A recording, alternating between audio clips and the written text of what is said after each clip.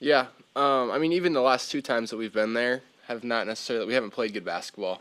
And 2 years ago, they took it to us a little bit, and then last year in the first half and the start of the second half was a disaster for us. And so um, we've emphasized fast starts all year, and this is just another example of it's hard to climb out of a 20-point deficit like we did, and you can't rely on that, right? Going into that building with that coach and with Martinelli and that group, like 20 points is going to be hard to come back from. So to jump on them, and come out hot, that's something we always talk about, but especially in this building. Cale, I know you talked about this a little bit in Indiana, but how much more confident are you feeling just offensively over the past couple games? Yeah, I don't know if it's necessarily a feeling. I don't know. Sometimes the game just comes to you a little bit more. And in my role, like I'm not necessarily hunting shots with the guys that we have, and so we talked about just the other day, like passing up a bad shot is selfish, and that's something to think about, right? Like it hurts our offense to pass up good shots, no matter who it is. And so just being ready to score when the opportunity comes, like that helps everybody else. So I don't know if it's a confidence thing necessarily, but just taking advantage of opportunities. Coach said he talked to you before that Indiana game, just kind of had that message. Yep. What do you remember from what he had to tell you? Yeah, he just said, I mean, pretty much what I just said, and I just kind of echoed what he knows what he's talking about, right? And he scored the ball all the time and could shoot it, obviously, when he played, and so it just, to hear it from him, obviously feels good, that he wants me to be aggressive and that he knows and has trust maybe in what I can do. But yeah, just a reminder to stay aggressive and to keep hunting the rim. Coach mentioned you as a guy who, you and Sammy said, has a knack for kind of slapping down on the ball. I know getting those steals on bigger guys. I guess from your perspective, what is like the secret to that? What do you look for in doing that? See ball, get ball. I don't know. I mean, obviously we're not necessarily the most vertically talented team in this league, and so when we get a chance to keep a guy out of the paint by getting the ball down low, we want to take advantage of that. And so just using hands and finding other ways to protect the paint, like that's something that we talk about all the time. So yeah, just try to keep them out of the lane. Kind of on a broader level, beyond that, why do you think you guys have been able to force turnovers at the rate you have this season? Yeah, I think just the way that when our hands are good, our defense is good.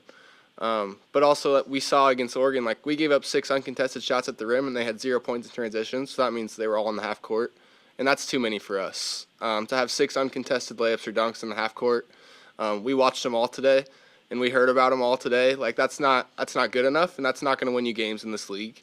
And so we know that when we're good, right, we can give teams some fits, but we've also had stretches, even in this last game, where our defense wasn't up to par, and we get held to that standard, and we know that. So. Cale, under 2 minutes to go, you guys are at 30 plus. You're diving for a ball on the ground, running full court, and you get the ball for your team. You received a lot of praise for that, for the energy you're still showing, even though you guys are at big. What does that mean for you, for people to recognize that? Yeah, I mean, it's cool. That's what I think anybody that was in that opportunity on our team right now, like, we're all going for that loose ball, and we're all going to be diving on the floor just because that's what we talk about all the time. We say respect 94, and that's when you're on the court, it's 94 feet. And to take advantage of every opportunity that we get to play, because you just never know when that opportunity is going to be taken away. And so we have 15,000 that come to every home game, and they're not coming to watch us let a ball go out of bounds, right? Like it's up to us to go compete for a whole 40 minutes, no matter what the score is, all the time. And so that's what we talk about. That's our practice. That's what it looks like, and then it's just translated onto the game. So. What's the approach to defending Northwestern when you have a guy like Martinelli, who the volume and the efficiency in which he scores with? I mean, is it focus all on him and make somebody else have to try to beat you, or let him get his and worry about everybody else? That's the battle you play with them, right? Because those other guys are super talented as well, and so if you give him all your attention, they're going to hurt you. But he's good enough and the leading scorer in the Big Ten right now that obviously he's the problem. And so we're going to have to just continue to make his catches tough, to be aggressive, right, to not be on our heels when he gets the ball.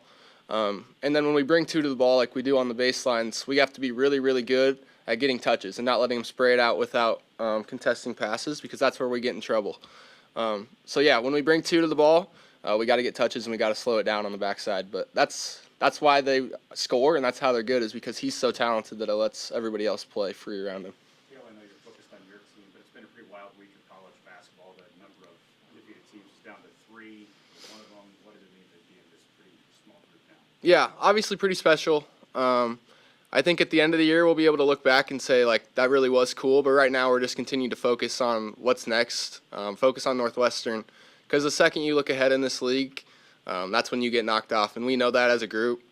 So yeah, it'll be cool to look at in a couple months. But right now we're really just keeping our head down and working to get better. How much of a focus has it been, maybe practice today, to defend for maybe a whole shot clock, because they take a little time? Yep. Yeah, I mean and Oregon did it too, right? They walked it up and they swung the ball and tried to get it to the paint. And so you really have to have an edge for 30 seconds, and then you have to get a rebound. And it's because if you don't get a defensive rebound, then you have to guard for 20 more. And the way that we want to play offense, we want to play fast, and if you don't get a defensive rebound and you have to take it out of the net, it's a lot harder to push the tempo.